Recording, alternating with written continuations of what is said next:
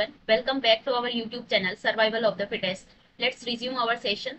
Next question is, which of the following method is not used by paleontologists for dating of fossils? तो fossils को date करने के लिए, dating of fossils के लिए कौन सा मेथड यहाँ पर यूज नहीं किया जाता है? नॉट यूज पूछा है इसमें।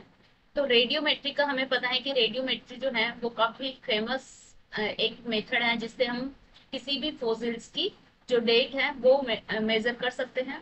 तो radiometric method using by radio carbons, potassium argons, uranium, lead etc. radio isotopes and radioactive substances. So this is used for the radiometric for the dating or for the determining the age of fossils. तो ये तो correct हो जाएगा। Stratigraphy क्या होता है? Stratigraphy को भी यूज किया जाता है for the study of rock strata और determine the relative age of layering of rocks. तो किसी भी रॉक की जो लेयरिंग्स फॉर्म हो रखी है उसकी एज को डिटरमाइन करने के लिए स्ट्रेटिग्राफी का यूज किया जाता है। तो this is also use by paleontologist. And next is biostratigraphy. So biostratigraphy का भी यूज किया जाता है for the measuring the date of fossils और fossils dating. This is used for index fossils like well dated widespread species to correlate the date strata. तो well dated होती है उसके डेटा को इसमें correlate किया जाता है। तो ये तीनों ही मेथड यूज किए जाते हैं paleontologist के through for the determining the age of fossils. But allometry यहाँ पर ऐसा प्रोसीजर है जिसको यूज नहीं किया जाता है for determining the fossils, because allometry क्या है? It is the study of relationship between the size of an organism and shape, anatomy, physiology and behavior of its parts, like how brain size scales with body size. तो इस चीज को major करने के लिए इस चीज को बोला जाता है allometry. This is not related with paleontologist or fossil study. That's why option number 4 is our correct answer. Next question is, reduction of personal reproduction in order to favor the reproduction of other related animals is called. So ये एक behaviour से related question है जिसमें evolutionary जो behaviour है जिसके अंदर कुछ ऑर्गेनिजम्स एक अपने जो रिलेटेड ऑर्गेनिज्म है उनके लिए कुछ ऐसा बिहेवियर शो करते हैं जिससे खुद की रिप्रोडक्टिव सक्सेस को भी का रिडक्शन हो जाए, लेकिन उनके जो रिलेटिव्स है उनकी सक्सेस को इंक्रीज कर देते हैं। तो उनकी जो रिप्रोडक्टिव सक्सेस है उसको इंक्रीज कर देते हैं, उसके फेवर में वो कुछ काम करते हैं। तो इसको बोला जाता है एल्ट्रिज्म।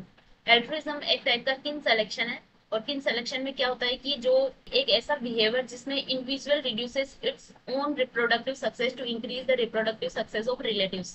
तो इसको बेस्ट एक्सप्लेन किया था हैमिल्टन ने, जिसको हैमिल्टन रूल भी बोलते हैं, हैमिल्टन्स रूल। हैमिल्टन ने बताया कि रिप्रोडक्टिव कॉस्ट, सबसे पहले relatedness and benefit is always, भी एक्ट हम कर रहे हैं उसकी जो कॉस्ट है वो उसकी रिलेटेडनेस और बेनिफिट से ज्यादा होगी हमेशा।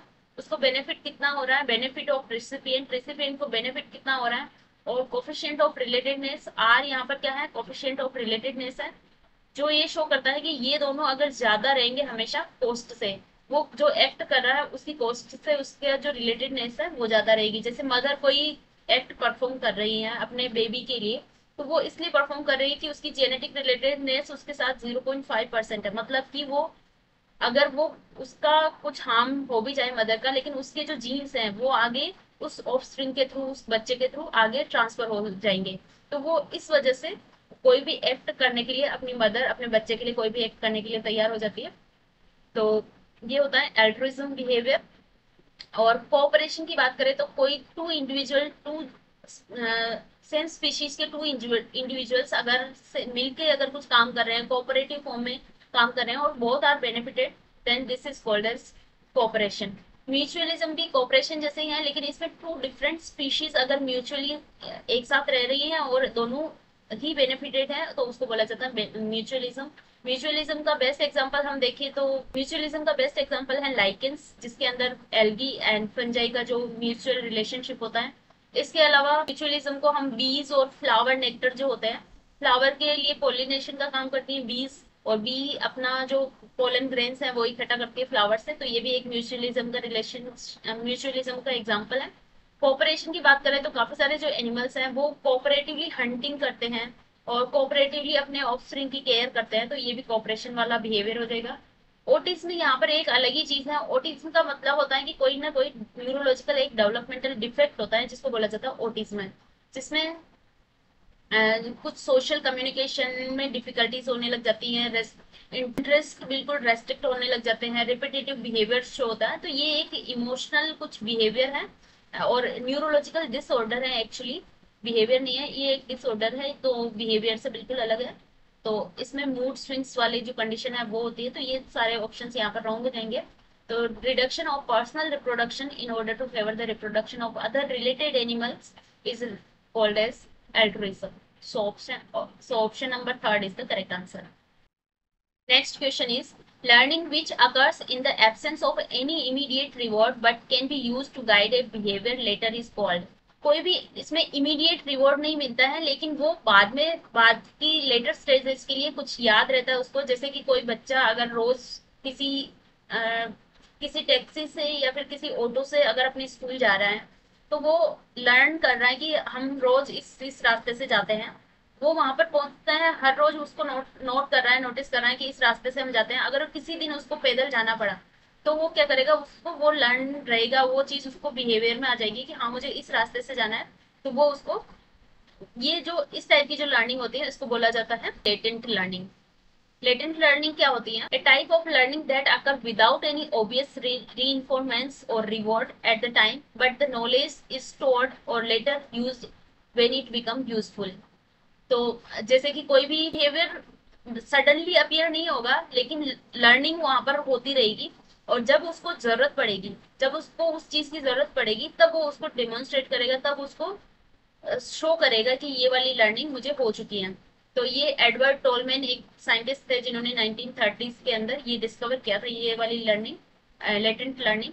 इसमें इन्होंने रेट के ऊपर एक्सपेरिमेंट किया जिसमें रेट को एक मेज के ऊपर लेआउट बनाया और उस मेज पर रेट को ऐसे ही छोड़ दिया। तो वो रेट जो है वो वहां पर रास्ता पूरा उसने नॉलेज इकट्ठा किया और वहां रास्ता जो भी पजल्स बनी हुई थी उस पर चला। लेकिन जब वो उन्होंने एक फूड वहां पर दिया, तो जब उन्होंने फूड को इंट्रोड्यूस किया, वहां पर फूड रखा किसी चीज पे, किसी जगह पे एक कॉर्नर में, तो वो रेट वो जल्दी से अपना फूड को ग्रैब कर पाया, जल्दी से फूड को वहां खोज ढूंढ पाया क्योंकि उसने पहले से ही उस रास्ते को उसने देख लिया था, पूरे रास्ते को। जैसे उसको फूड का रिवॉर्ड मिला तो वो जल्दी से उस रास्ते को लर्न कर गया। तो इस टाइप की लर्निंग होती है लेटेंट लर्निंग। हेबिचुएशन क्या होता है? हेबिचुएशन लर्निंग वो होती है कि कोई भी स्टिमुलस अगर बार बार दिया जा रहा है तो उसके अगेंस्ट हेबिचुएट हो जाना, मतलब कि अ, उस रेस्पॉन्स पे डिक्रीज हो जाना, वो कोई रेस्पॉन्ड ही नहीं करेगा बाद में अगर वो रिपीटेड हार्मलेस कोई अगर उसको स्टिमुलस मिल रहा है, सिग्नल मिल रहा है। तो जैसे पीजन्स है वो अगर दाना चुगने आते हैं तो शुरू शुरू में तो वो कोई भी इंसान आएगा या कोई दूसरे बर्ड्स आएंगे तो वो उड़ जाएंगे, लेकिन जब वो हैबिचुएट हो जाएंगे, बार बार उनको यही स्टिमुलस मिल रहा है तो वो हैबिचुएट होंगे, वो अपना दाना चुगते रहेंगे, वो किसी फिर ध्यान ही नहीं देंगे। जैसे कि बहुत सारी जगह पे हमने देखा है कि रोड पे जहाँ पर दाना वगैरह डाला जाता है पीजन्स को, तो वहां पर वो कोई भी लोग निकल रहे हैं, कोई कितनी भी भीड़ हो, वो उनको फर्क ही नहीं पड़ता, वो वहां से जल्दी से नहीं उड़ते हैं। तो ये होता है हैबिचुएट लर्निंग, हैबिचुएशन लर्निंग वाला, कि उसमें रिपीटेड स्टिमुलस की वजह से वो उस चीज के हैबिचुएट हो चुके हैं। फिर सेकंड आता है trial and error learning. Trial and error नाम से पता चल रहा है कि बार बार किसी चीज को ट्राई करेंगे, एरर करेंगे और फिर उसको करेक्ट करेंगे, बिल्कुल लास्ट में उसमें एरर फ्री हो जाएगी वो।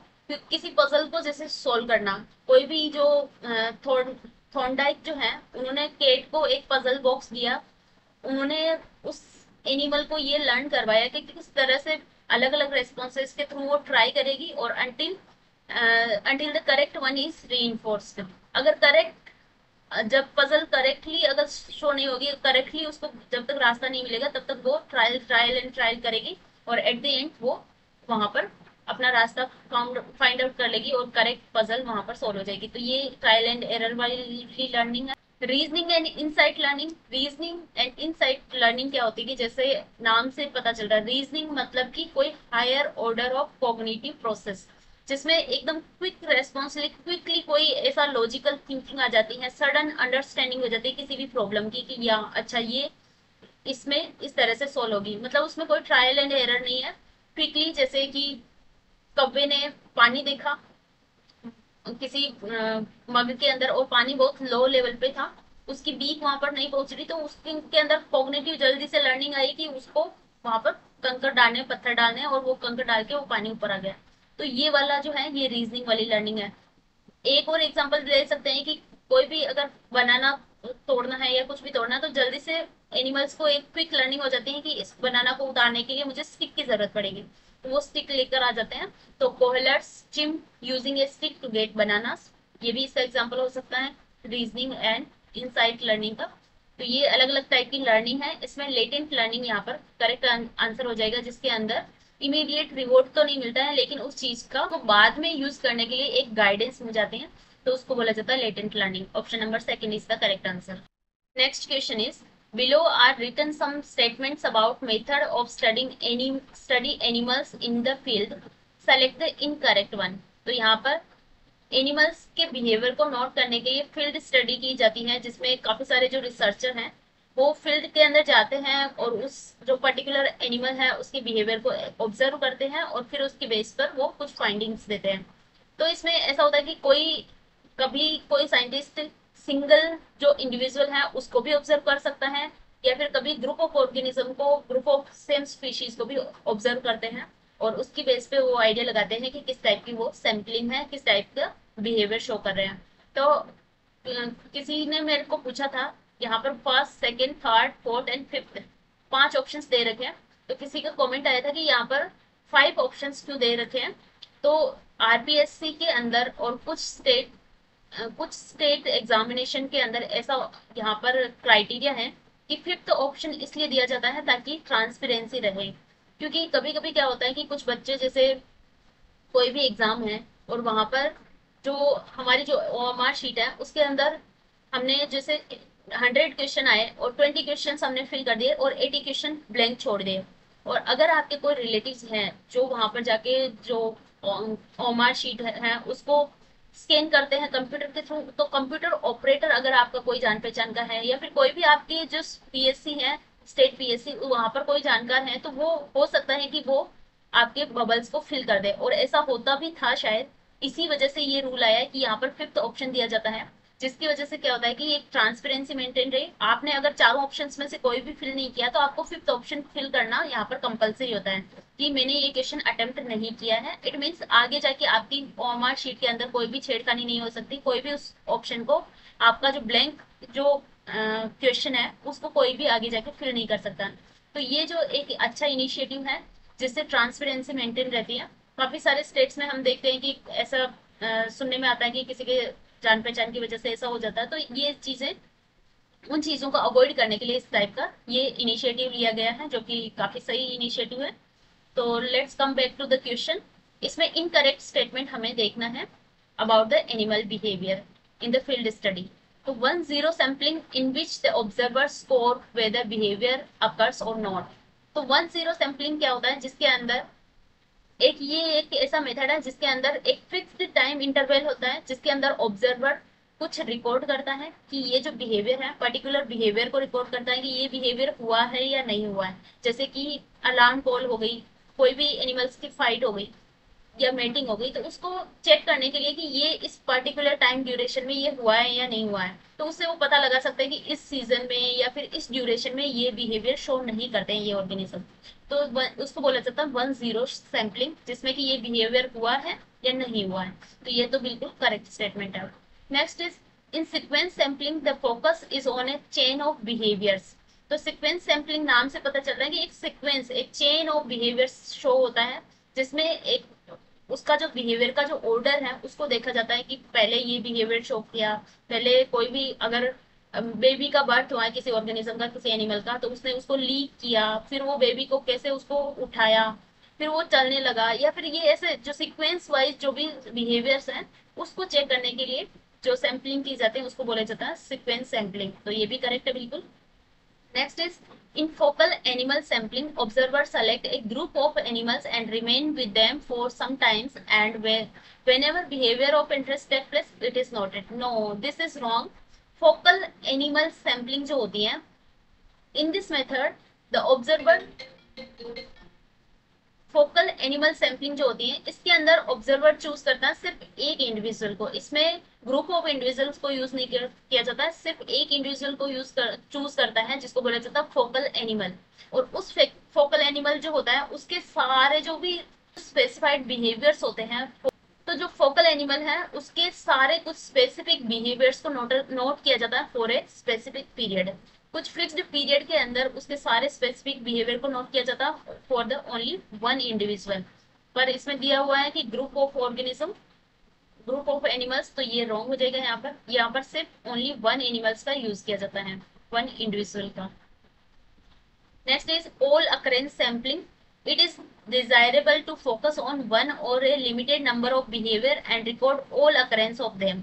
मतलब कि कोई भी बिहेवियर है उसको ऑब्जर्व किया जाता है, every instance of specific behaviour, like उसने फाइट की, मेटिंग की, अलार्म कॉल की है या नहीं, फॉर होल द ग्रुप, पूरे ग्रुप के अंदर उसको रिकॉर्ड किया जाएगा कि पूरे ग्रुप के अंदर किस किसने ये बिहेवियर शो किया है, तो उसको बोला जाता है ऑल अकरेंस सैम्पलिंग। ये भी बिल्कुल करेक्ट है। तो ये जो इन्फॉर्मेशन है ये काफी इंपॉर्टेंट है। अब यहाँ पर एक ये क्वेश्चन सोल्व नहीं किया है बल्कि हमने एक पूरा टॉपिक क्लियर कर लिया है जिसके अंदर फील्ड स्टडी के अंदर कौन कौन से सैम्पलिंग होते हैं, कौन कौन से बिहेवियर्स हम देखे जाते हैं। तो ये पूरा एक टॉपिक जैसे क्लियर हो गया है हमारा। यहाँ पर बहुत ज्यादा इन्फॉर्मेशन दे रखी है। इनकरेक्ट स्टेटमेंट वाले जो क्वेश्चंस होते हैं उनके अंदर इन्फॉर्मेशन बहुत ज्यादा होती है क्योंकि 3 स्टेटमेंट्स वहां पर करेक्ट होते हैं, सिर्फ एक स्टेटमेंट वहां पर रॉन्ग होता है। तो एक स्टेटमेंट रॉन्ग जो हुआ है उसको तो हमने देखा ही कि क्यों रॉन्ग हुआ है, तो उसके रिलेटेड भी हमें इन्फॉर्मेशन मिली। साथ साथ में ये जो 3 स्टेटमेंट्स में अलग अलग इन्फॉर्मेशन दे रखी है ये काफी इंपॉर्टेंट है फॉर अपकमिंग एग्जाम। तो इस तरह से हम कोई भी क्वेश्चन पेपर अगर सोल्व करते हैं तो उसके अंदर इनकरेक्ट स्टेटमेंट वाले जो क्वेश्चन है उनके अंदर जितनी भी इंफॉर्मेशन है उनको हमारे जो नोट्स है उनके अंदर नोट डाउन कर लेना चाहिए, क्योंकि यही एक है, यही ऑप्शंस वापस बार बार रिपीट होते हैं। अगले टाइम में हो सकता है इसी में से कोई भी सैम्पलिंग या कोई भी फील्ड बिहेवियर पूछ लिया जाए उसकी थोड़ी सी लैंग्वेज चेंज करके, तो यहाँ पर आंसर हो जाएगा हमारा ऑप्शन नंबर 3। और इसी को बोला जाता है स्मार्ट स्टडी। स्मार्ट स्टडी में यही है कि हम कितनी इंफॉर्मेशन वहां पर क्वेश्चन पेपर से ग्रैब करके और फिर उसको अप्लाई करें अपकमिंग नेक्स्ट एग्जाम के लिए। Next question is which of the following is a सब रीजन ऑफ पेलियार्कटिक जू जियोग्राफिकल रीजन।